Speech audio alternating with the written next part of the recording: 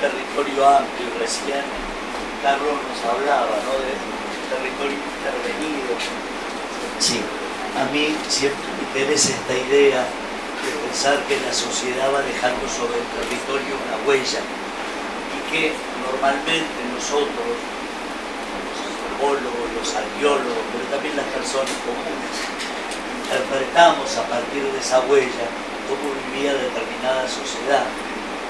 Pero esta operación, que parece evidente, digamos, para analizar el pasado, también es una operación para mirar el presente. En este sentido también creo, y este es el trabajo nuestro, los planificadores, también esta huella nos permite mirar el futuro, es decir, construir escenarios de futuro, evaluar tendencias, mirar configuraciones territoriales.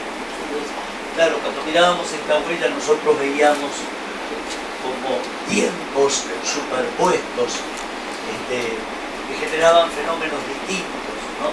Mientras por un lado Brasil en la década del 60 había construido una cantidad enorme de represas y estas cosas de administración de cuencas unilaterales, ¿no? Nuestro territorio seguía trabajando sobre ciertos productos básicos como era la yerba mate, el tú. Empezaban a aparecer las experiencias de forestación, la industria papelera, lógicamente generó montones de dudas, digamos, sobre sus efectos contaminantes, efectos sobre el ambiente. Entonces, a mí me gustaría retomar algunas de las cuestiones, de las cuestiones que empezamos a hablar ayer, para retomar sobre estas nociones, digamos, algunas cuestiones o armar ciertas categorías que nos permitan analizar, digamos, los temas que fueron expuestos desde distintas miradas. La noción de territorio, ayer la hablamos, pero de golpe sería bueno que repasemos, lo vemos en el diccionario, distintas aseveraciones que tiene. Una de las primeras cosas que nos advierten los diccionarios es que es un concepto polisémico, quiere decir que la definición tiene mucho que ver con el enfoque disciplinar desde donde se, digamos, afirma esa categoría. Creo que una primera noción tiene que ver el territorio como un área de posesión, ¿no? Puede ser que sea una posesión de una persona, de una entidad, de un Estado. Ahí hay una cierta noción de dominio, ¿no?, de un territorio. Y normalmente cuando hablamos de las nociones de Estado, ¿no?, siempre, o de nación, siempre nos hablan de esa relación entre sociedad y territorio con la intermediación de un Estado, siempre la construcción del Estado. Ahora también hay otra mirada de lo que es territorio que tiene que ver con la identificación de un sentido, es decir, y una cosa que es importante, el sentido que se le asigna a un lugar tiene una validación de una comunidad que verifica o que, digamos, está de acuerdo en que ese sentido corresponde, digamos, con ese territorio. La tercera noción que podemos decir, a lo mejor tiene que ver con la geografía, pero también, digamos, con un pensamiento ambiental, así como una porción delimitada de la superficie terrestre, ¿no? Es decir, y en este sentido muchas veces aparece esa noción de recorrido de totalidad que tiene el territorio, o sea, si el territorio es una parte o es un todo. Y en general el abordaje que aparece para entender más esta relación entre totalidad y parcialidad es tener un enfoque de sistemas y subsistemas. O sea, en general un territorio es una parte de un sistema, pero que tiene un conjunto de partes interrelacionadas, ¿no? Y en este sentido en urbanismo nosotros usamos mucho la noción de piezas urbanas, es decir, entender a la ciudad como un mecanismo. En este sentido también podríamos entender al territorio como un mecanismo que tiene un montón de piezas interrelacionadas y que lo hace funcionar como sistema. ¿Por qué esto es importante? Porque si entendemos estos sistemas, estos mecanismos, parecería válida la posibilidad de retirar una parte que no está funcionando bien, repararla y reinsertarla dentro del sistema con un nuevo sentido. Y en general, este es como el concepto de las operaciones que en general pensamos en urbanismo y en ordenamiento territorial. O sea, esta posibilidad de retirar una pieza, repararla y reinsertarla, digamos, modificando su significado, agregando un nuevo significado. Claro, esto siempre tiene sentido si ese significado significa para una comunidad que adhiere a esta nueva mirada. El problema no es el recorte del territorio, sino esto que nos hablaba ayer el padre Meliano, es decir, que los guaraníes guaranizan el territorio, digamos, le asignan un sentido, digamos, a la naturaleza, y esta noción, digamos, parece interesante, sobre todo como una noción dinámica. Ahora, hay una categoría que tiene que ver con esta noción de territorio, que es la de asentamiento, es decir, porque por un lado estábamos diciendo esta posibilidad de estar deambulando, digamos, por un territorio, y que esto no solamente se refiere a los pueblos, digamos, previos a la revolución agraria, sino que también podemos ir mirando los procesos migratorios a nivel mundial, que existen poblaciones que migran al territorio. Cuando miramos el crecimiento en la ciudad de Posadas, hay un dato ahí que nos está diciendo que hay población deambulando por un determinado territorio buscando un lugar donde asentarse. Y por otro lado, esta noción de asentamiento parece muy humana porque afirma el carácter gregario del género humano. Pero por otro lado, hoy adquiere toda esta noción de aceleramiento en los procesos de urbanización, transformación de las formas de vida rural y, digamos, el predominio de las formas de vida urbana, incluso el desarrollo de formas de vida urbana en medio rural, con todo lo que es la transformación, digamos, de la vida cotidiana, digamos, de neto carácter urbano. Pero bueno, esta noción de asentamiento nos lleva a una idea de territorio como aldea, ciudad y un área de influencia, ¿no? Por lo cual, digamos, nos ubica, digamos, también, digamos, en una perspectiva. Ahora, la noción, perdón, más suave. Sí. Ahí está. Una. La segunda idea que me parece interesante es que una vez que identificamos un territorio, lo que empezamos a encontrar es que este territorio está atravesado por determinadas dinámicas. Que esas dinámicas influyen sobre lo que pasa en el territorio. En algunos casos, digamos, estas dinámicas vienen de cosas que están sucediendo alrededor, pero que de alguna manera atraviesan o modifican lo que pasa en el territorio. Entonces, cuando estuvimos viendo la historia de este territorio, en este sentido, la charla de Esteban yo creo que fue muy ilustrativa, digamos, para mirar estos procesos, pero podemos identificar a lo largo del tiempo la superposición de determinadas dinámicas, que, como decíamos ayer, no fueron todas superpuestas, pero tampoco obedecen a un corte tan tajante, ¿sí? Porque procesos del pasado se siguen verificando en el presente, digamos, hay como una cierta inercia en esta transformación. Las dinámicas permanecen sobre el territorio, aunque el momento histórico en el que se las identifica por ahí haya pasado. Y en este sentido, la primera dinámica que vemos que los guaraníes ocupan este territorio y su abordaje de este territorio tiene a los ríos como el principal medio de comunicación.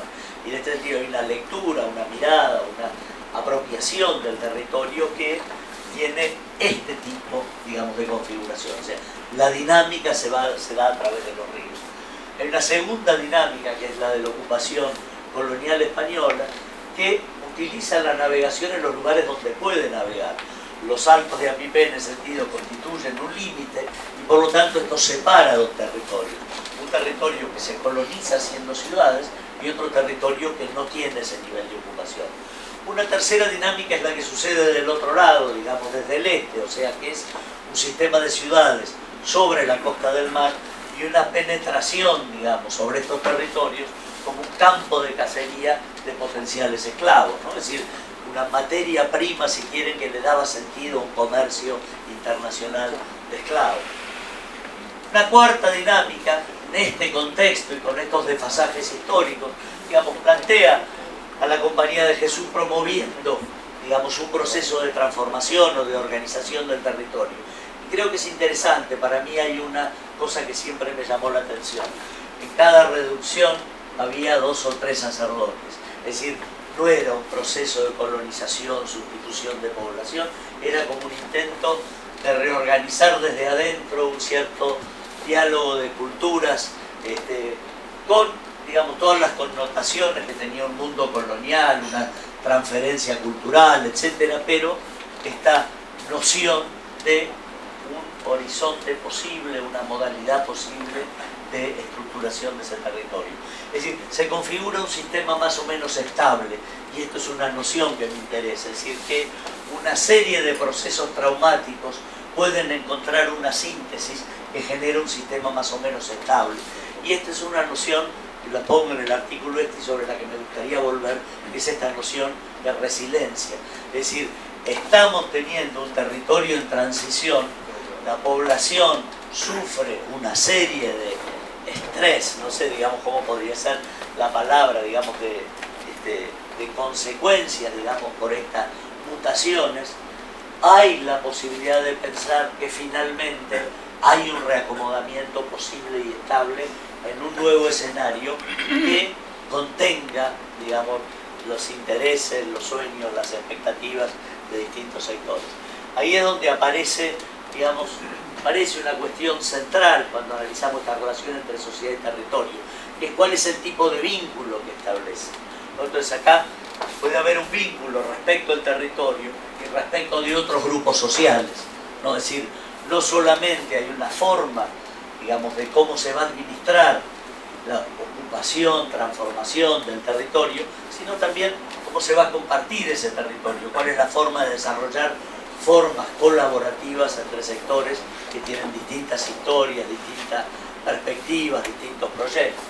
Bueno, muchas veces aparece esta noción, este vínculo de tenencia, propiedad, soberanía, ¿no? Y sobre ese punto, digamos, aunque no son cuestiones que se resignen fácil, a lo mejor que no se deben resignar, pero tenemos una profunda experiencia de guerras, ¿no? Es decir, también tenemos en este sentido el que controla, domina, aprovecha, extrae, explota, transforma, destruye, ¿no? Y podríamos decir que es la agenda de la experiencia y el desarrollo capitalista sobre este territorio, es decir, y sobre todo en la medida que un Estado débil no regula, no redistribuye, no arbitra, digamos, el conjunto de relaciones sociales en que estos vínculos se establecen. Yo creo que también aparece un vínculo que se afinca, puebla, convive, compensa, se adapta, ¿no? Es decir, lo cual quiere decir que los procesos a lo mejor no son intrínsecamente malos o especialmente buenos, digamos, en estas transformaciones, sino que justamente dependen del tipo de vínculo que una sociedad acuerde en cómo establecer estas cosas. Y en este sentido pone en valor, desarrolla potencialidades, promueve, consolida, repara, ¿no? Esta noción que hay que revisar, la idea de desarrollo, ¿no? Es decir, tan gastada, digamos, en el discurso desarrollista, y pensar, digamos, qué sería un proceso de desarrollo, lo que nosotros en general decimos, con los sectores populares adentro, es decir, con la población adentro. Entonces, bueno, siguiendo con estas dinámicas, vemos que el violento final de las misiones deja el territorio en manos de administradores. Tras la experiencia de Andresito, una parte de los antiguos pobladores se integra como sector subordinado, y yo no estoy de acuerdo en que cuando hablamos de la historia del pueblo guaraní separemos de la historia del pueblo guaraní a los miles y miles de trabajadores guaraníes que experimentaron procesos de mestizaje y hoy son los trabajadores pobres, digamos, subordinados, digamos, que pueblan nuestras ciudades, aunque no han tenido ese proceso, digamos, de abstenerse, mantenerse al margen, permanecer digamos, en la selva. Es decir, aparece también otra dinámica, que se produce un lento proceso de apropiación legal de las tierras que no se ocupaban, donde se escritura sobre catastros y cartografías, ¿no? En esto es interesante esto que decimos de rehacer las cartografías. Después de la experiencia guaraní se rehicieron las cartografías. Todas las cartografías que referían a los ríos y digamos, a las curvas de nivel, que son unas cartografías orgánicas, digamos, topológicas, es decir, aparentemente empiezan a ser sustituidas por la cartografía ortogonal, racional de la distribución de la propiedad de la tierra. En la perspectiva se atraviesa un periodo de guerra, se desdibuja la nación guaraní y, digamos, la idea de patriotismo parecería justificar la fragmentación, digamos, de estos territorios. Puede concluirse que se trata de un territorio con una historia muy potente, donde la cantidad de elementos que fueron contribuyendo a la transformación de la sociedad del medio ambiente lo identifican como un territorio en transición. Ahora, el proyecto de la represa en sus comienzos prioriza la continuidad de la navegación del río Paraná, pero en 1905 ya está planteando el tema de la energía. El primer acuerdo en el 58 entre Argentina y Paraguay encarga un primer proyecto, recién empieza en el 73, pero de golpe recién Carlos mencionaba, es decir, el pensamiento de la época, digamos, y esto contaba ayer sobre la doctrina de la seguridad nacional, el pensamiento geopolítico, estas cosas, digamos, lo que hacía era identificar este territorio como un campo de batalla, y nosotros en Argentina nos consta que no se hacían puentes que vincularan el litoral con el resto del territorio porque se pensaba que el puente expresaba una vulnerabilidad en una hipótesis de guerra con Brasil. Y todas estas postergaciones de los caminos de tierra, de la no inversión en desarrollo de todo lo que ha sido el litoral, marcó durante toda una época un atraso del cual hoy todavía no llegan consecuencias respecto de otras instancias de desarrollo nacional. Si se analiza la evolución política de nuestra sociedad en esos años, no resulta extraño que los orígenes de Yacyretá aparezcan contaminados, digamos, por muchos de estos pensamientos, ¿no? De una obra donde interesaba solamente la electricidad, donde se movía la gente de prepo, donde no se consideraban los impactos ambientales, incluso diría hasta con vulnerabilidades en la manera de concebir y proyectar la obra, y esto, digamos, en la cultura de la institución se recuerdan todos los problemas, digamos, de concepción que tienen que ver con estos momentos de las primeras consultoras. Ahora, bueno, sobre esta, digamos, contexto, uno podría decir que hay una dinámica más reciente, ¿no? La puesta en producción de estas tierras promueve nuevas migraciones y con ellas una redistribución de la propiedad de la tierra. Se construyen infraestructuras, digamos, como fue el ferrocarril en su momento, y este proceso después se interrumpe. Se organiza la producción en torno a un producto principal, yerba, té, tum, tabaco. Más adelante esto va evolucionando con el tiempo, ¿no? Forestación, madera, papel. Se dinamiza el comercio de frontera y esto es una dinámica, digamos, que empieza a aparecer, digamos, cada vez más fuerte. Las ciudades comienzan a crecer, el problema del empleo y la pobreza extrema empiezan a ser prioridades en la agenda de las ciudades, ¿no? Entonces, el desarrollo de las fuerzas productivas se ve justamente restringido por esas concepciones geopolíticas. Me parece interesante la dinámica que se abre con la recuperación de la democracia. Sitúa a la región en una perspectiva de intercambio y colaboración. Desde esa perspectiva se dinamizan y ejecutan viejos proyectos, puentes, energía, transporte, que sitúan a la región en un punto estratégico, como un punto estratégico de los flujos económicos y productivos. O sea, si hoy miramos ese viejo mapa que nos mostraba Esteban ayer de cómo era el corazón de las misiones y las flechas que integraban en todas las direcciones, hoy podemos decir que este punto sigue siendo ese lugar de paso, digamos, entre Brasil, Chile y todas las distintas dinámicas de integración del Mercosur. Perdón. No sé por qué pasa. Me gustaría ir de esto, digamos, a la lectura de la ciudad de Posadas y de ahí, digamos, a empezar una nueva relación sobre lo que significa la relación entre estas transformaciones del territorio y sus efectos sobre la ciudad. El mapa nos muestra un poco como el área, los municipios, digamos, los departamentos que tienen que ver con la ciudad de Posadas. Si miramos en 1980 la población era de 150.000 habitantes, digamos, de esa región que acabamos de mapear. 218.000 en el 90, en el 2001 eran 284.000 y en el 2010 324.000.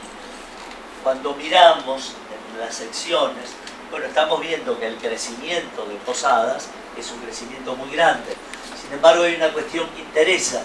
Siguiendo todo este proceso, vemos que en determinado momento el crecimiento de Posadas se limita y que en cambio el crecimiento de Garupá como que duplica su población cada periodo intercensal, o sea, fenómeno que ya habíamos experimentado en la provincia de Puerto Iguazú, que triplicaba su población cada periodo intercensal, con lo cual, digamos, genera zonas difícilmente manejables si no hay una gran previsión que pueda tomar medidas en la misma dinámica, digamos, que se está transformando.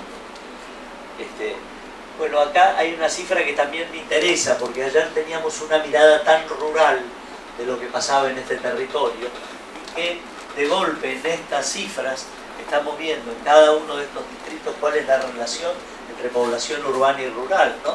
Y entonces lo que vemos es, por ejemplo, en Garupá, cómo la población rural disminuye, digamos, también violentamente, digamos, durante este mismo periodo. Si miramos la densidad de población, esta era la densidad de población en el 2001 y, digamos, durante todo el proceso que acompaña a la construcción de la presa en el 2010, fíjense cómo evoluciona la densidad de población. O sea que la ciudad no solo se expande, sino que también se densifica, por lo cual hace falta acompañar esa densificación con un proceso de consolidación. Y por lo tanto, la pregunta que plantea la represa no es solo las obras de defensa costera, sino cómo esta dinámica que la represa impulsa en la transformación del territorio es acompañado, digamos, por la economía que la represa genera, es decir, hasta dónde la represa realmente derrama, y esa es una palabra, digamos, que siempre tomamos con pinzas, ¿no? Digamos, riqueza, digamos, sobre la sociedad, y la sociedad puede... Perdón. Apretá el del medio fuerte y vuelve a...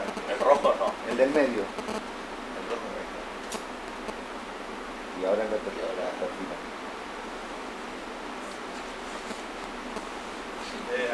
Porque te pasaste ahí, porque te pasaste.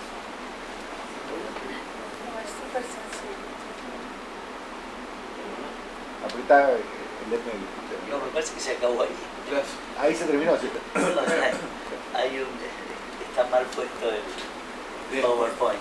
Y bueno, dame el pendrive y le ponemos. Bueno, en todo caso sigo, y en todo caso voy a pasar unas imágenes que van a quedar un poco desfasadas.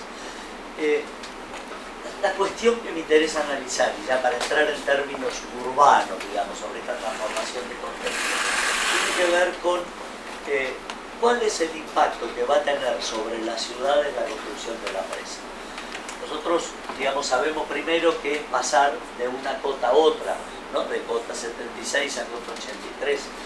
Ahora hay un punto, digamos, que es clave, que es que al levantar la cota, el comportamiento de los arroyos que van a parar a la presa cambian sus características. O sea, no tiene que haber otra. Ahí termina. No hay otra, tiene que haber otra. Otra presentación. Otra presentación que se llame igual o parecido. Una presentación. Una presentación. Garay, la que dice Garay.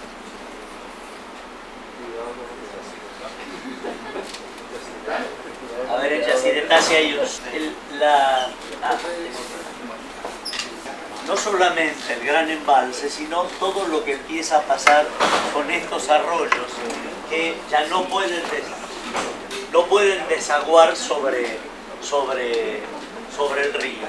Entonces, el tratamiento de estas piezas empieza a tener contenidos urbanos en tres cuestiones. Uno, que modifica las características de la costa y por lo tanto el paisaje urbano, o sea, lo que antiguamente eran arroyos chiquitos llenos de forestación, empezamos a tener lagunas.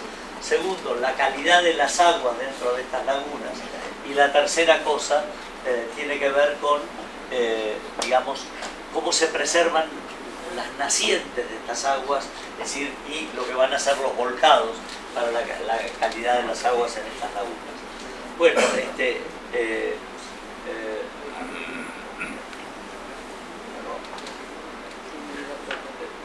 tratamiento entonces que le fuimos dando a la ciudad fue justamente estos ejercicios de desliece, o sea, cómo ir desarmando el tratamiento de cada parte como si fueran piezas autónomas, piezas que tienen digamos, una cierta particularidad. Es decir, en muchos casos se trata de subembalses, en otros casos tratamiento del frente costero. En términos de la ciudad, lo que esto significaba era que la ciudad, que estaba volcada sobre su centro, de golpe abre un nuevo paisaje, una nueva expectativa sobre el fondo, una nueva manera de utilizar la ciudad y su cotidianidad. Y por lo tanto una discusión respecto de cuáles son las características de la utilización que van a tener estos espacios urbanos. Las primeras peleas, esto en la década del 90, digamos, cuando estábamos haciendo los primeros bosquejos de este tratamiento, era sobre todo con los ingenieros viales, que concebían, digamos, como una especie de gran autopista, un poco como pasa en este tramo, es decir, el ferrocarril, la vialidad, etcétera, como el borde urbano. Y entonces reproducíamos lo que era la tradición de nuestras ciudades, digamos, de tener equipamiento, infraestructura, limitando la relación de la ciudad con el agua. Bueno, es decir, el planteo fue otro, es decir, fue tratar de convertir eso en unas veredas anchas, de tomar unos mecanismos de defensa costera, digamos, sobre la base del riprap, pero que hagan un perfil amable, digamos, de la relación con el agua, habilitar playas y empezar a producir recortes que se conviertan en recintos urbanos, entendiendo que estos recintos son nuevas unidades territoriales, ¿no? Entonces, bueno, voy a pasar muy rápido, por ejemplo, el caso del arroyo Antonica. Entonces, bueno, se trabajan las superficies de borde como áreas, digamos, de tratamiento costero, pero la manera de reconstruir el tejido, las vinculaciones entre las partes, entonces hay trabajos de relleno, puentes que interrumpen, digamos, estas lagunas, pero reconstruyen el tejido y, digamos, tratando de trabajar paisajísticamente cómo son estos nuevos bordes. La idea es que la ciudad no presente siempre el mismo corte en el borde de la ciudad, sino que nos proponga una serie de situaciones distintas, de lugares donde la gente se sienta convocada a hacer ciertas cosas. No podemos prever qué es lo que va a pasar, pero sí que el atractivo del territorio induzca iniciativas, digamos, de ocupación de estos lugares. Bueno, de golpe cuando miramos la evolución de las obras, ¿no? Es decir, yo creo que esta es una de mis piezas favoritas, ¿no? Lo que fue la zona del Itay, lo que llamamos la zona del Brete, ¿no? Es decir, donde, digamos, creo que esto es interesante para ver, ¿no? Que tiene que ver con todo el proceso expropiatorio. Es decir, la definición de una cota que definía la línea de expropiación define dos cosas: que toda parcela tocada es expropiada en su totalidad, pero todos los terrenos que no estaban bajo cota no eran expropiados, lo cual generó, y esto es una cosa interesante, las estrategias, digamos, de la población, digamos, para ir revirtiendo estos procesos. Entonces, ¿qué hacían los dueños de los terrenos de borde? Y llenaban tierras, y organizaban una serie de penínsulas sobre lo que sería el borde costero posterior, porque si estaban por arriba de la cota se suponía que no los iban a expropiar. Entonces ahí aparece todo un trabajo de negociación, acuerdo, etcétera, sobre cómo definir una línea de escurrimiento del agua, que no haya, digamos, lo que nosotros decíamos en ese momento era como receptáculos de repollitos, ¿no? Es decir, bahías donde se concentren, digamos, determinadas vegetaciones, y a lo mejor sí empezar a reconocer la existencia de clubes, de organizaciones privadas que tienen iniciativas para... Sí, esto tendría que... Dejalo ahí, yo te lo voy a pasar. Bueno, dale. Mirá. Estamos acá. Entonces, claro, la anterior uno veía lo que era el brete y, digamos, lo que empieza a aparecer. Bueno, hoy estas cosas aparecen materializadas. Si hay algo que me interesa y que para los urbanistas esto es una cosa que rara vez pasa, es que en un tiempo relativamente breve se puedan producir transformaciones de esta envergadura, ¿no? Y, digamos, esto también nos plantea una cuestión que es central ahora, es decir, porque durante un tiempo la ciudad se transformó porque había una gigantesca obra pública que reconfiguraba la ciudad. Ahora ese proceso tiene como un límite, y lo que viene después es lo que pasa en todas las ciudades, que hay una paulatina transformación. Yo en las ciudades calculo que es más o menos el 1% de la superficie construida, donde miles de iniciativas de escala de una parcela habilitan tendencias de transformación de sectores. Y en este sentido la pregunta es, ¿cómo pasamos del momento de gran obra pública al momento de regulación de estas intervenciones con normativa urbanística, herramientas de control de estas cuestiones? Entonces, pasa por favor. Entonces, por ejemplo, el caso del Brete me parece que es un caso típico porque, digamos, es un espacio muy connotado, un espacio de mucha calidad. Paradójicamente todavía no ha sido tan ocupado como el espacio da, porque, digamos, hay otro sector de la costa donde han ido los restaurantes, qué sé yo. Bueno, acá entonces justamente aparece una idea de empezar a pensar equipamientos, y es sobre lo que me gustaría terminar, pensar determinados equipamientos que puedan connotar estos lugares con nuevos usos y por lo tanto tener una ciudad que convoque en distintos lugares con distintas cosas. Bueno, aparece entonces hipótesis de trabajo, la posibilidad de armar un nuevo centro administrativo o de armar un centro, una institución cultural de la que después vamos a hablar. Pasá, por favor. Bueno, lo mismo podemos decir con la costanera del centro de Posadas, y estos son los lugares hoy más exitosos, digamos, de la ciudad, ¿no? Es decir, y realmente todos los comentarios de la población son de cómo la ciudad ha transformado su cotidianidad, digamos, a partir de la expansión de estos sectores. Ahora, claro, cuando ya empezamos sobre el eje sur, lo que empezamos a plantear es otra cosa, que es cómo va a crecer la ciudad, ¿no? Es decir, porque la ciudad se expande hacia Garupá y hacia Candelaria, y es correcto, digamos, que esto se expande. Es más, también acá empezamos a encontrar espacios de gran calidad que pueden, digamos, suscitar nuevos desarrollos. Y viene una pregunta, es decir, ¿hay un proceso de apropiación de los ricos de la costa? ¿Vamos a dejar que el mercado inmobiliario modele esto? ¿O cómo es la posibilidad de regular y recuperar terrenos de manera que distintos segmentos de esta costa vayan teniendo diferentes caracterizaciones sociales, diferentes configuraciones? Hay que decir que algunos procesos de ocupación ya van en este sentido, digamos, han ocupado barrios que hoy en día parecen como barrios populares, cargando de contenido popular el borde de la costa. Yo creo que ahí tenemos una cuestión, un desafío importante que es de modelo de gestión. Cuando Yacyretá expropió la tierra, cada parcela que tocó, digamos, la afectó. Y no está claro todavía cómo es el modelo de reocupación de esas parcelas cuando no fueron directamente afectadas por la inundación. Eso lleva a una cuestión que urbanísticamente es incorrecta, que es que tengamos un sistema de áreas verdes que es un conjunto alineado de retazos de pedazos urbanos que no están configurando un borde urbano de la jerarquía de la costanera que tenemos.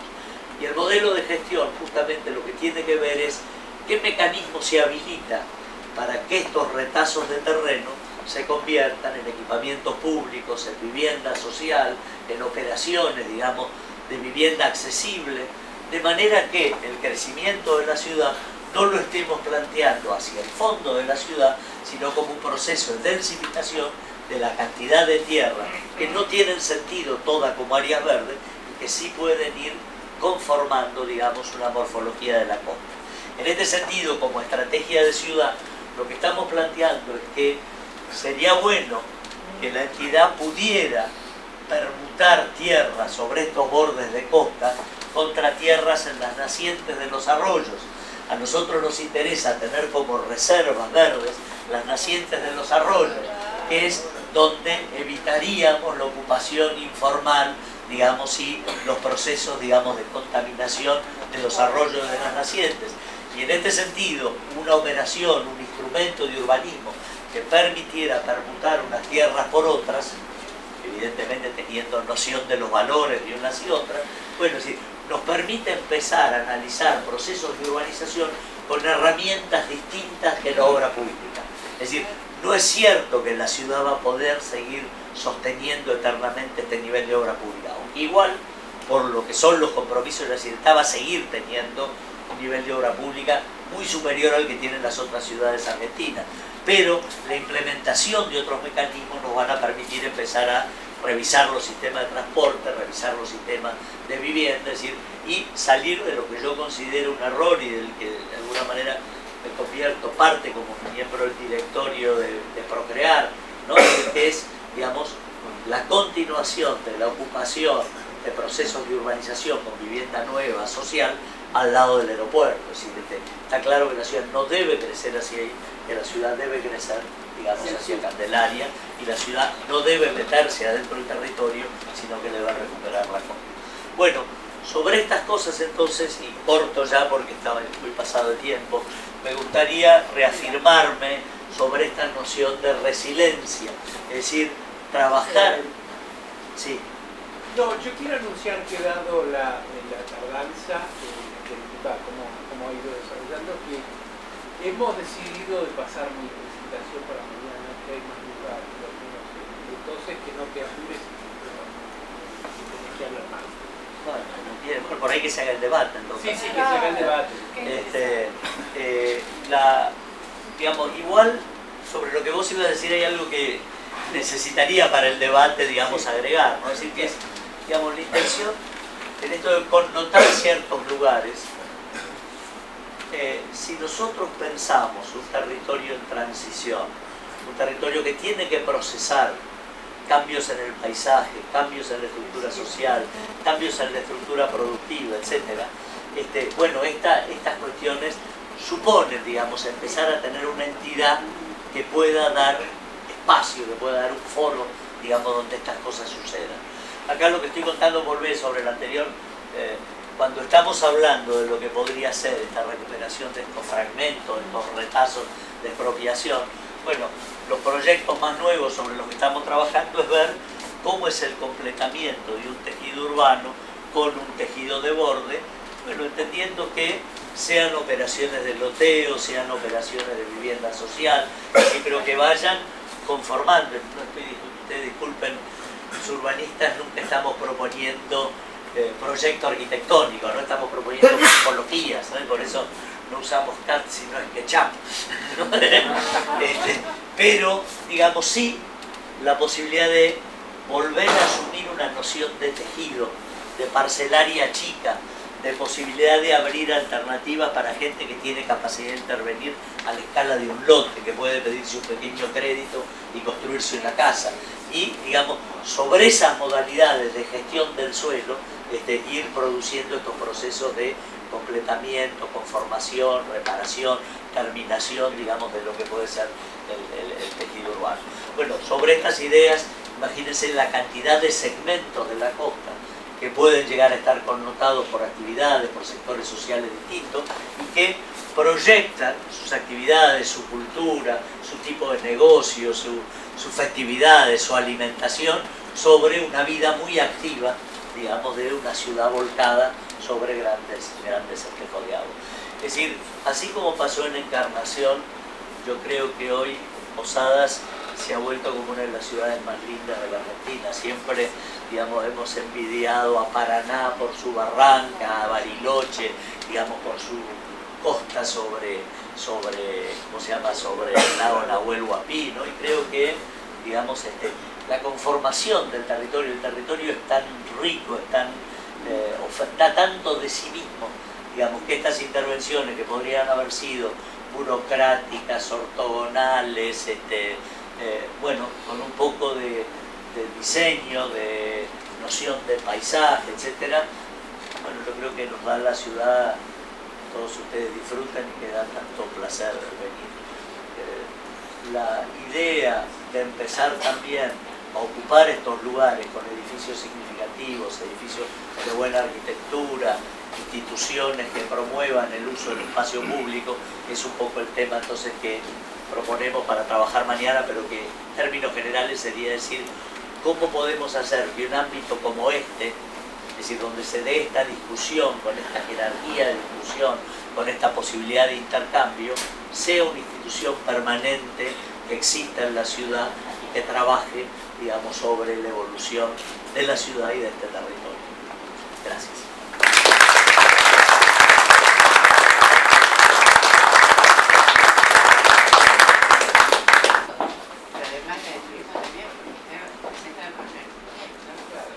Es para nosotros lo más conocido. Es una serie de cuestiones que tenemos, habíamos estado hablando de distintos discursos, distintas disciplinas y de la posibilidad entonces de que esos distintos discursos, sin dejar sus propios protocolos, sin embargo puedan escucharse de distintas, ser escuchados por lo primero, esa inquietud para recolectar datos, para armar cartografías, etc. Nos tenemos que poner de acuerdo sobre qué vamos a preguntar, etcétera, etcétera. Puede ser una cosa abierta, evidentemente no pasa. Por lo tanto, yo te pediría a muchos, inclusive siguiendo la idea de Martín, abramos un debate, no lo vayamos a casa sin preguntas sobre este tipo de cosas, escuchamos cosas muy contrastantes ayer y hoy, por lo tanto a mí me interesa, y acá ya tenemos a Ana María sobre la pregunta. Ustedes saben que a esta altura del día ya no estoy para debates, entonces voy a abrir con un tema light, algo que nos haga sonreír. Sobre todo porque estoy un poco cabrera, porque creo que se está exagerando demasiado con el tema de los guaraníes de ambulantes. Depende de cómo consideremos el espacio. Si lo miramos a los ojos de ellos, ahí va. Pero por eso, mejor lo light. Y lo light es lo siguiente, ¿dónde está Sergio? Sergio, vos sabés que creo que una cosa muy linda que me pasó, lo voy a contar como un cuento personal. ¿Dónde está? Es una cosa muy linda. Vos sabés que yo tengo ese rancho misterioso ahí en San Ignacio. Una vuelta voy entrando con el auto, se hace una picada muy linda para llegar al rancho, cuando llueve no puedo entrar. Y veo un cartel, señalética vial, fondo amarillo, negro, una imagen que me dice que estoy entrando en territorio de la Calle. Listo. Sigo más adelante, veo una gomera atravesada por una barra de prohibición. Ok, no le di mucha bola, hablé con los albañiles, estaba terminando el rancho. Me vuelvo. A la semana siguiente se había completado esa señalética, había incorporado un nuevo cartel. Y era un bombero que se estaba llevando 2 niños con gomera en los bolsillos y los niños lloraban. El guardián de donde tengo el rancho me dice: ah, pero usted no vio el de, ¿cómo se llama el que tiene el miembro viril muy largo? En otra de las calles habían puesto justamente un señorita alerta. Se lo veía el señor del miembro, ¿no? Bueno, ese fue el único cartel que fue dañado por la población, le arrancaron el miembro. Una viuda tal vez. ¿Qué pasó? Un bello día no estaban mal los carteles. ¿Y qué me entero? Que esa era un trabajo final de la carrera de diseño gráfico. El profesor era el queridísimo Patricio Nadal. El muchacho ofreció esa señalética a la municipalidad, que habitualmente es... La has descrito muy bien, ¿para qué? Y entonces se llevó sus carteles.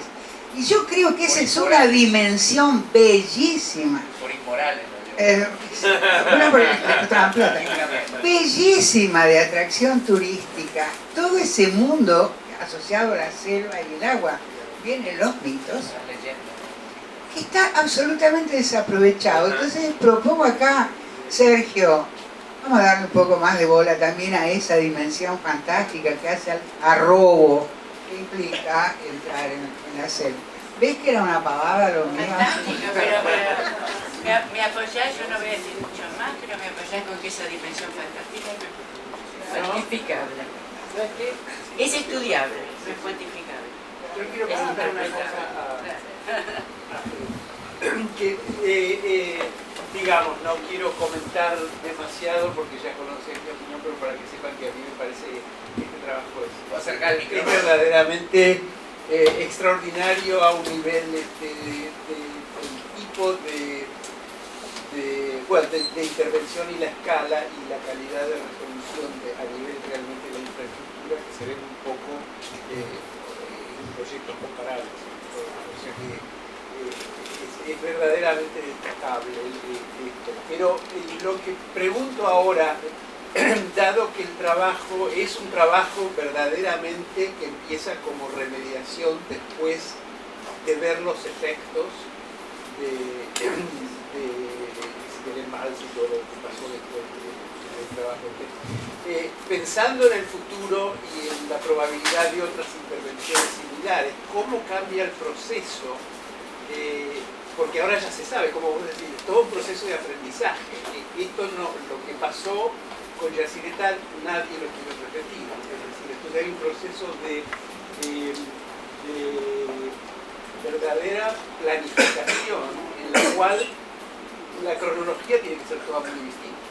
Si puedes comentar, no te estoy preguntando una especial, pero sino que el proceso será otro. Y si podés un poco elaborar y profundizar cómo puede ser ese proceso. Me quedé mucho con una de las definiciones que dio él hoy, que dijo que al hacer ciencia,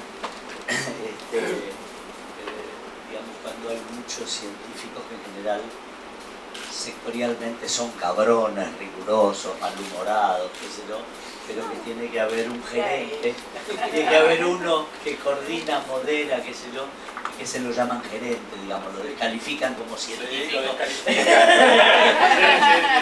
Claro, ¿sabes las veces que me han dicho, no, porque vos sos gerente? Y tengo que sacar la chapa, porque yo fui investigador. Y les tengo que decir, no, yo fui investigador, dirigí 5 tesis. Y ahí bajan el tono de... Hay algunas partes del anecdotario que son importantes y que forman parte de este aprendizaje. Si cuando empezamos estos proyectos, yo formaba parte del mundo de las consultoras frente a esto. Y el diálogo lo tenía supuestamente conflictivo con el secretario de Planeamiento de la ciudad, que era Oscar Tomás. Y, digamos, cuando el secretario de Planeamiento de la ciudad fue el presidente de Yacyretá, toda la lógica de configuración de las obras, digamos, y del tratamiento costero y la manera de tratar la ciudad, venía de alguien con experiencia municipal. Y la experiencia municipal lo que lleva es a unificar voluntades, a negociar, a tratar con gente, a considerar cuestiones que no son científicas o técnicas, sino que tienen que ver con las prácticas cotidianas de la gente, con los intereses de actores que significan sacrificar una parte de tu proyecto para que entren otros. Por ejemplo, este tema con la arquitectura. Pero, por ejemplo, hay algunas placitas que a lo mejor no estoy muy contento de cómo terminan siendo, digamos, morfológicamente. De hecho, ayer protesté, digamos, casi llorando frente al muro de basalto, digamos, donde lo han convertido en una plaza seca. Siempre digo, tendríamos que tener el triple de vegetación, digamos, en los espacios públicos, porque estamos en Misiones. La revista Arquitectura en ese sentido muchas veces hace mucho daño, ¿no? Entonces, claro, ¿qué significa esto? Es decir, que siempre hay una negociación, un acuerdo, una noción de lo que es lo importante. Ahora, sobre eso aparece un tema, me quedó picando hoy de la intervención que hiciste hoy. Los arquitectos siempre quisieron considerarse parte del equipo interdisciplinario, pero cuando se pensaban, se consideraban el maestro y director de la orquesta. Y lo que es peor es que lo decían. Y en el fondo eso sigue, digamos, apareciendo por acá, digamos, como una pretensión. Entonces ahí aparece una cuestión que es importante. La primera actitud es dejar de pretender ser el jefe de la orquesta. Y la segunda pregunta es, ¿cuál es el conocimiento específico que tenemos para aportar? Yo llegué a una conclusión que acá, digamos, podría ser un ejemplo de eso. Es la geometría. Es decir, lo que nosotros tenemos de distinto de las otras miradas, digamos, que nos separan de ser un mal sociólogo, un mal economista, un mal antropólogo, porque no lo somos, es que en la noción del espacio que tenemos una noción de la geometría descriptiva que los geógrafos no tienen, y que en la construcción de ciudad entienden la parcelaria, la conformación de la articulación de geometría entre la geometría del territorio y la geometría de un trazado, de la morfología, digamos, de lo que significan las 3 dimensiones de esa geometría, no solo en los edificios, en los objetos, sino en los espacios públicos. Escala y proporción. Bueno, eso tiene que ver con geometría descriptiva. Entonces, si eso lo tuviéramos claro y nos insertáramos con humildad, digamos, en los equipos... Yo no hablaba, perdón, sí. hablaba desde como historiadora. Claro, está bien, está bien. Pero, y en eso agregaría otro punto que es también la opinión de los vecinos. Entonces, ciencia, práctica, relaciones de poder, todas esas cosas articulan. Y esto es una de las cosas que define por qué las intervenciones de urbanismo siempre son de autor anónimo. Es decir, nadie sabe quién hace las obras de urbanismo. Yo en eso me siento muy feliz con Atahualpa Yupanqui, que dice, me encantan las canciones que canta el pueblo. Es decir, los espacios que usa el pueblo le dan sentido a esa intervención y, digamos, uno puede humildemente, digamos, sentarse en un mar para mirar no se firma, ¿no? como dos enamorados se dan un beso. Una cortita que es para los dos. Me pareció que era interesante la tabla de paradigmas y creo que uno de los paradigmas o algo fundamental que transforma el hecho de que tengas es que de repente tengas recursos y los recursos te generan posibilidades. Y con esas posibilidades también tienes responsabilidad, porque en otras ciudades de frontera, piensen en Estados Unidos y México, obras de infraestructura lo que hacen es dividen, separan, son expresiones de poder y de distancia. Y creo que hay una responsabilidad muy grande en generar condiciones de apertura a partir de ahí. Y sobre esto, es que me gustaría que me comenten un poco sobre el rol de la participación social en el diseño y en la evaluación de distintas alternativas de desarrollo. Sí. No, que yo sepa, la única provincia que tiene una ley de ordenamiento territorial es Mendoza. Hay una comisión. Provincia de Buenos Aires. Bueno, pero dos todavía lejos de 23. Te digo, y cuando son malas, las leyes es peor. Digo, en la experiencia de ustedes, ¿qué es mejor? Como dijo recién Martín, ¿tener la plata para hacer proyectos o tener una ley de ordenamiento territorial? Puede ser sin ley, teniendo la plata no necesariamente, aparentemente no necesitaría la ley. No, vinculado a la cuestión de la participación y la primera parte de acá hubo una responsabilidad que fue asignada por los estados nacionales. En 2003, cuando se decide que la CINESTAD tenía que terminar, el presidente Kirchner, coincidiendo con el presidente Justo, dijeron: esto es una vergüenza para los dos países. El tratado se firmó y no hemos podido terminar esto con toda la secuela de situaciones críticas que había en el territorio y con censos hechos sobre las propiedades privadas de no innovar en la década del 70, digamos. Lo que peor le podía pasar a esto era que no se terminara.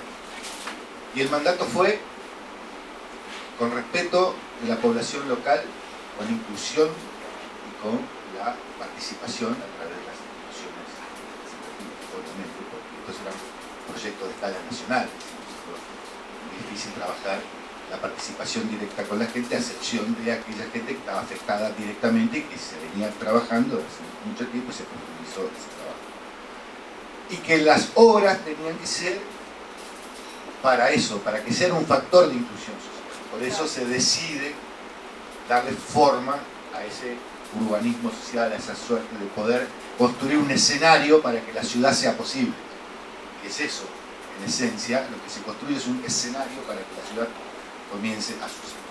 Y esto se hizo con acuerdo de los gobiernos locales, después de la decisión política que tomaron el presidente Kirchner y Duarte Frutos en el 2004, en el 2005 se firma en Buenos Aires el Acta de Buenos Aires, que se llamó en febrero, el 25 de febrero, con los dos departamentos, dos departamentos del Paraguay, dos provincias de nuestro país y 15 municipios, donde se comprometió el trabajo conjunto para las obras que había que hacer y las acciones que había que implementar en el territorio. Y eso fue lo que se hizo en lo institucional. Se trabajó con los municipios, se apoyó un proceso de fortalecimiento para adecuar los planes urbanísticos a este nuevo escenario que se iba a consolidar, para que colaboren en el proceso de reconstrucción de las ciudades. En Encarnación, cuando se hicieron las obras de saneamiento, era era Bosnia, digamos. Todo el trabajo de articulación con la comunidad para avisar que entre tales días, de tales horas, que se cortaban estas calles para poder hacer las cloacas, ¿verdad? Y la población fue acompañando el proceso porque se fueron mostrando los proyectos, hubo un alto compromiso de los intendentes, de las poblaciones, y cuando las obras empezaron a ser tangibles, la población empezó mayoritariamente a creer. Por supuesto que en este proceso no fueron todas flores, fue muy complejo el trabajo de relocalización del circuito comercial. Bueno, cuando contamos cómo iba a ser el proceso con la gente del Banco Mundial y del BID, lo dijeron: buenísimo el proyecto, buenísimo el proceso de eso, pero no creemos que lo vayan a hacer. Y sin embargo, trabajando con los comerciantes, yo trabajé mucho allá, con los mismos, armamos un proceso posible. Y el proceso se fue de a poco consolidando. Y bueno, hoy sucede lo que sucede, lo que viene. Nada de esto fue fácil, y se hizo en muy poco tiempo y con un fuerte, digamos, proceso de articulación con la comunidad. Y ni que hablar con aquellas comunidades que estaban asentadas en la costa, con todas las complejidades sociales, todo el proceso de atención que hubo que tener sobre las cuestiones de vulnerabilidad social y que se sigue haciendo. Se creó un sistema ambulatorio de salud que todavía existe, digamos, y que apoya al Estado en estas cuestiones, donde se midieron todos los niveles de problemática de salud, se asisten, bueno, etc. Podríamos profundizar, pero sí hubo un alto compromiso que vino de la decisión política de los estados nacionales, un mandato que Yacyretá cumplió y que tuvo la colaboración de los estados locales para que estas cosas sean posibles. Por eso pensamos que es un proceso que se ha convertido en una posibilidad de desarrollo, no solamente para estas ciudades, sino para encauzar de una forma distinta aquellas obras vinculadas a la energía que mostré hoy y que tienen que tener, y que tienen que ser consideradas como un factor de desarrollo desde lo local hacia lo regional. Es al revés ahora el modelo. Y la otra parte se la dejo a Freddy. Sobre esto agregaría una sola cosa. Primero, la transformación tiene que ser razonable. Por ejemplo, en la mudanza de los comerciantes de Encarnación, toda la calle comercial estaba armada alrededor de lo que era la llegada al puerto. O sea, uno bajaba del barco y le vendían en el camino. Lo razonable era que ese comercio se produzca en donde llegaba el puente. Es decir, entonces hay una primera cuestión que es objetiva, es decir, que es las lógicas de localización tienen que verificarse. Cuando le proponen a los vendedores ambulantes que hagan una feria cerrada en un lugar por donde no pasa nadie, claro, que es lo típico, ¿no? Es decir, esa es una primera cosa. La segunda cosa, me parece que, como decía Carlos recién, que la opción va en serio. Es decir, que, digamos, hay que decir que hay una conflictualidad que siempre aparece y hay que estar dispuesto a navegarla, digamos. Ahí hay un cierto ejercicio de la autoridad o del poder, o como quieren llamarlo, que hay que ejercerlo. Yo me acuerdo siempre que el intendente de Puerto Iguazú, el tradicional intendente de Puerto Iguazú, decía: toda autoridad que no abuse la autoridad pierde autoridad. ¿Sí? Yo no digo que hay que abusar de la autoridad, pero la autoridad es un compromiso, o digamos, el poder es un compromiso y hay que ejercerlo. Yo la tercera cosa que diría, la velocidad es importante. Es decir, esto de que un matecito más, discutámoslos de nuevo, es la mejor manera de podrir las cosas. Cuando hay un acuerdo y hay una mayoría consistente, hay que hacerlo. Es decir, porque eso que nos quedamos, hacer una más, hace que volvamos para atrás. Y, digamos, el diletantismo yo creo que es uno de los cánceres que tenemos en nuestra sociedad y que, digamos, no nos lleva muchas veces a hacer cosas. Ahora, respecto de lo de la obra pública y la norma, yo diría que esos dos elementos son las expresiones del urbanismo atrasado. Es decir, históricamente el urbanismo tuvo dos herramientas, que fue la obra pública y la norma. La obra pública tiene el problema de que siempre es poca, porque siempre los recursos son insuficientes para todo lo que hay que hacer, entonces no alcanza con la obra pública. Es decir, la realidad es que la sociedad la hacen miles y miles de personas con pequeñas intervenciones cada una parcela. El problema es cómo conducir esos procesos, no reemplazar a la gente y hacerlo como obra pública. Lo cual no quiere decir que lo haga el mercado, digo la gente. Lo que pasa es que la gente está seriamente condicionada por el mercado, padece al mercado. En ese sentido las regulaciones tienen sentido. Pero ¿cuál es el problema de las regulaciones? Bueno, la norma es pasiva. Yo digo, bueno, esta ciudad tiene que ser así, la dibujo, le pongo la norma y me siento atrás de un escritorio a esperar que vengan los permisos de construcción. El 70% de las cosas no pasan. Es decir, porque, digamos, esas iniciativas no vienen por otro lado, o aparece el negocio de meterle la trampa a la regulación, porque uno dice, acá va a ser bajito y acá va a ser alto, y el negocio está en el señor que tiene bajito para conseguir construir alto.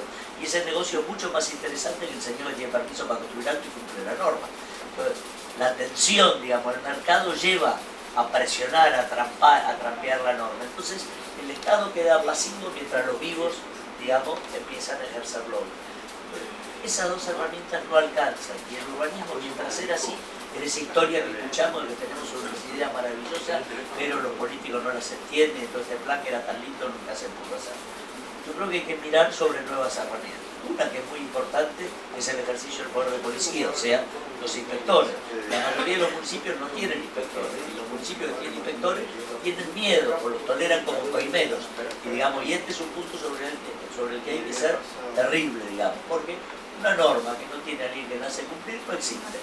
Y en este sentido los legisladores tienen la sensación de que, bueno, hacemos la norma y ya la realidad cambió. A ellos los aplauden, pero la realidad no cambia. Y los funcionarios se suicidan, porque si uno tiene una norma que tiene que hacer cumplir, no se cumple, quedan expuestos ellos. Es decir, porque no hicieron cumplir la norma. Entonces, hacer la vista gorda es tremendamente arriesgado. Ahora, hay otros mecanismos también, digamos, todos los mecanismos tributarios, digamos, por ejemplo, contribución por mejora, por ejemplo, cobrar captura de plusvalía, digamos, lo que significa la valorización del suelo. Acá se ha hecho una obra, digamos, que valorizó el suelo de mucha gente y nadie ha cobrado un impuesto más, digamos, por lo que se valorizaron los terrenos, ¿no? Esa herramienta no la tiene Yacyretá, la tiene el municipio, pero, digamos, veo que se hace el pavimento y los frentistas no pagan. Y no es una sociedad que se acostumbra a que le hagan las cosas, o progresa, digamos, porque justamente estas iniciativas son las que generan valor. Si no, la clave es ir a hacer lobby con el político de turno porque es lo que genera valor.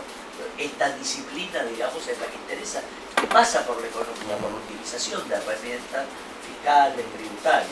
Yo creo que las herramientas presupuestarias también son importantes. La apertura en línea de crédito, la creación de fondos. Hoy estábamos hablando con el intendente de acá, de esta localidad, de hacer un fondo de proyectos, un banco de proyectos, entonces definir una cantidad de dinero que va a invertir Yacyretá, pero poder discutir los proyectos con los vecinos, hacer una agenda de tantos proyectos por año, y alrededor de eso ir conformando, digamos, una manera de actuar. Y en este sentido, otras figuras de gestión, como la conformación de sociedades, cooperativas, fideicomisos, etcétera, son las figuras que hoy están dando más resultados. O sea, por ejemplo, esta transferencia de tierras que tiene Yacyretá para volverlas a reciclar, digamos, en la conformación, y va a tener necesidad de tener un fideicomiso con un mandato que reasigne la tierra con un mandato claro y, digamos, cobre por esa tierra, defina un fondo, ese fondo financia, es decir, mecanismos más complejos de modalidades de gestión que son las que utiliza el urbanismo moderno. Es decir, más que la obra pública o la norma, es gerentes que operan programas y esos programas tienen un mecanismo de gestión. Y de esto puedo decir de obra, pero también puedo decir de armado de animadores culturales. Yo no me acuerdo, pero Palermo Viejo, y todo el mundo va a Buenos Aires a visitar Palermo Viejo. El mito de Palermo Viejo empezó con un grupo de vecinos y un grupo de arquitectos que hacían la fogata de San Juan. Es decir, haciendo la fogata de San Juan, la gente iba, era una tradición que se había perdido, se armó la placita de Honduras y Serrano, la gente empezó a ir ahí al bar El Taller, y bueno, el dueño del bar El Taller es el que arma la fogata de San Juan, ¿no? Y bueno, después desencadena un fenómeno que hoy nos preocupa, digamos, ¿no? Es decir, porque se desata un fenómeno inmobiliario que requeriría regulación. Pero estas cosas, promover acciones, promover eventos culturales, armar la murga, armar el carnaval, esto por ejemplo en Encarnación los admiramos, digamos, porque son los reyes del armado de estas cosas. La fiesta de las colas en la playa, ¿no? Es decir, pero todo eso genera, mueve, con todas las discusiones que podemos hacer, digamos, con las cuestiones de género y el tratamiento de estas cosas. Pero, digamos, con la cultura popular se expresa, ¿no? La gente reproduce mitos, por lo tanto ritos, por lo tanto identifica lugares, es decir, los identifica como indio. En esta relación de ritos, hitos y mitos se reconstruye una cultura urbana que tiene atavismos, raíces en el pasado, pero que tiene un presente, digamos, de producción, de cultura, que es lo que tienen las ciudades de diferente, digamos, para ofrecer. Hoy las ciudades valen por su complejidad. Y, digamos, yo creo que Posadas lo que tiene es todas las condiciones para ser una ciudad compleja, para ofrecer complejidad, y esto es muy valioso.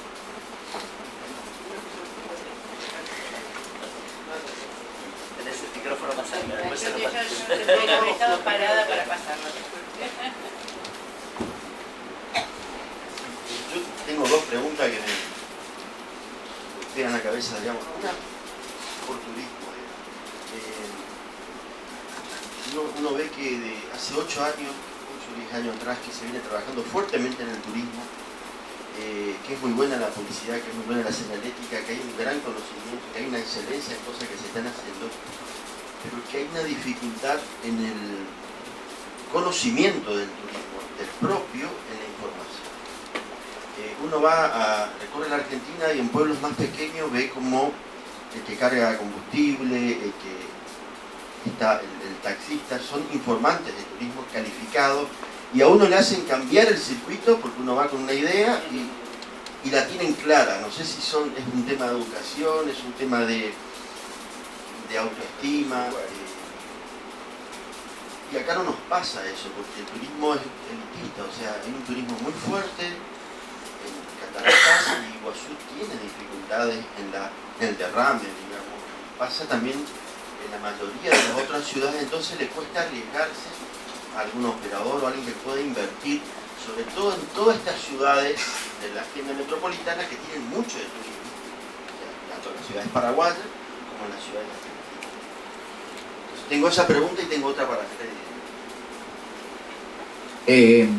Dos cosas. En realidad yo creo que no tenemos buena señalética, tenemos una señalética pésima en la provincia. Creo que la gente en realidad se basa mucho más en lo que habla y que pregunta. A mí me pasó, quizás por ahí no lo experimentamos nosotros, la gente pregunta, llegan con la buena onda, nos falta formación de la gente, los informantes. Nosotros hicimos muchos cursos para los tipos claves, los taxistas, los estacioneros de servicio, los que atienden la estación de servicio. Se hicieron capacitaciones, siempre faltan, pero lo que tenemos muy mala es la señalética. Eso para mí, porque eso te orienta, después vos afinás. Cuando llegás al lugar afinás la información, pero no tenemos buena señalética en toda la provincia. La verdad que uno busca las distintas maneras de capacitar, nunca te alcanza, pero yo creo que la información en la gente está bien, nos falta más calificarla. Un día hablando con el que organiza la maratón de Yabotí, que hoy en su 6ª edición reúne más de 1000 corredores que vienen de todo el mundo una vez por año. Empezó siendo 30 corredores, el año pasado fueron 1100 corredores que vinieron. Es una maratón, doble ultramaratón de 100 kilómetros en la zona de la reserva biosfera. Y él me decía que él venía a hacer el tracking, a hacer el recorrido, y que iba para Iguazú y que paró en la estación de servicio viniendo de Buenos Aires sin conocer Misiones en el cruce de San José, y ahí hablando con el estacionero le dijo, ¿usted no conoce Moconá? Y él ni le sonaba el nombre. Y fue, y ahí empezó la carrera, un caso. Yo creo que nos falta completar la buena onda que tiene nuestra gente con formación a la gente y con más información en la vía pública. Asumo la responsabilidad de que nos falta, y está en mis ideas, un plan de cartelería muy intenso en toda la provincia. ¿Educación en los colegios? Sí, en las escuelas también, sí, por supuesto. Sí, se hace. Yo todavía no lo veo que eso se traduzca en que los chicos... Sí. La otra pregunta era, Posadas tiene un proceso de transformación que se viene a futuro con dos cosas, creo yo, que son claves, ¿no?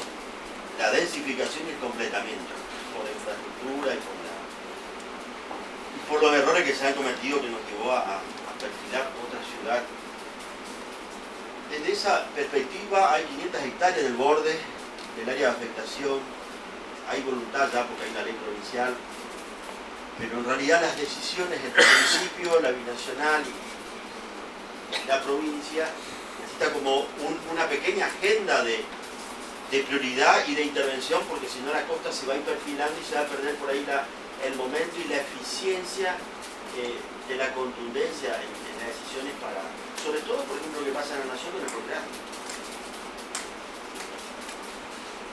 ¿Cómo se podría hacer para acelerar esa agenda, no? Porque hay elecciones y sería bueno incorporar eso. Un poco lo que contaba Carlos hoy de la existencia de una mirada metropolitana. Así que normalmente en estos últimos años se ha empezado a ver ciudades, o sea, Resistencia y Corrientes o Neuquén, Chipoleti, ¿no? Así que son ciudades distintas, incluso a veces distintas provincias, vinculadas a veces con un puente que tienen un comportamiento metropolitano, ¿no? Yo creo que esto, por ejemplo, con Encarnación, correr la frontera y, digamos, a lo mejor ver mecanismos más ágiles de cruce del puente, ¿no? Como por ejemplo lo del tren, ¿no? Tranvía, como quieran llamarle, ¿no? Es decir, un medio de transporte público que pasa de un lugar a otro, pero genera una interacción mucho más grande, ¿no? Y esto hoy ya vemos, digamos, que los pases de un lado a otro son más frecuentes. Lo mismo diría del área metropolitana de Posadas, o sea, yo creo que ahí es donde está el gran juego. Y en esto voy al tema que hablábamos hoy sobre las cuencas, ¿no? Es decir, que uno decía, bueno, las cuencas están trabajando una mirada internacional para ver cómo Paraguay, Brasil, Uruguay trabajan la cuenca. Pero las cuencas tienen leyes provinciales, es decir, las leyes de agua son provinciales. Entonces, así como tenemos un nivel de agregación para abajo, tenemos que resolver para arriba, tenemos que resolver un nivel de agregación para abajo. Y digamos, la mayoría de las provincias no tienen ley de aguas, por lo tanto, digamos, el tratamiento de las cuencas tiene un problema institucional. Uno diría, bueno, la resolución es la creación de instituciones, o, como está pasando en este momento en las áreas metropolitanas, se trata más bien de mecanismos transaccionales, es decir, de pactos, de agendas comunes, de acuerdos sobre un programa concreto, de acciones, no que nos fusionamos y tenemos una estrategia común, tenemos 10 puntos en los que estamos de acuerdo y todos los señalamos como prioridad. Yo creo que Posadas, Garupá, etcétera, están para hacer una agenda de 10 puntos y cerrar la EBI, los municipios, la provincia, diciendo, bueno, con la población nos pusimos de acuerdo en que estos 10 puntos estamos todos convencidos que es lo primero que hay que hacer. Obviamente después van a aparecer otras cosas, pero que haya algunos ejes que al final de una gestión uno puede evaluar estos compromisos se cumplieron o no se cumplieron. Por eso también es que es tan importante la creación de una institución que empiece a institucionalizar, a coordinar, digamos, la visión del territorio, no solo desde la perspectiva del vecino que pide el semáforo, que pide las cosas muy concretas en su barrio y que no se meten las cosas del barrio al lado, sino que haya un ámbito donde pueda haber una noción de ciudad, de región, que se discuta participativamente, que desarrolle investigación, que desarrolle eventos, que desarrolle cultura. Es decir, yo creo que es una institución que está haciendo falta y que la ciudad, a lo mejor dentro de esos 10 puntos, podría generar. No, yo quiero complementar con algo. Es clave eso porque la mirada metropolitana y la gestión entre los municipios, que es lo que ya se está trabajando, va a permitir construir una agenda de prioridades. Porque cuando uno ve el pequeño espacio que queda en un sector de la ciudad y lo quiere como proponer para una reutilización más pública, se torna como difícil. Cuando uno lo ve en la escala, en esa escala global, y uno ve que son más de 300 las hectáreas que quedan libres, en Encarnación hay 70 concentradas en lo que era el circuito comercial, con toda su infraestructura de servicio consolidada y donde no se puede hacer nada todavía. Digamos, ¿por qué? Porque faltan estos acuerdos, faltan como esta mirada, falta esta gestión, pero como todo esto es un proceso, así como los otros acuerdos se consiguieron, uno tiene la esperanza que se consiga. Por eso, y volviendo a alguna cosa, a veces tener los recursos no alcanza. No alcanza.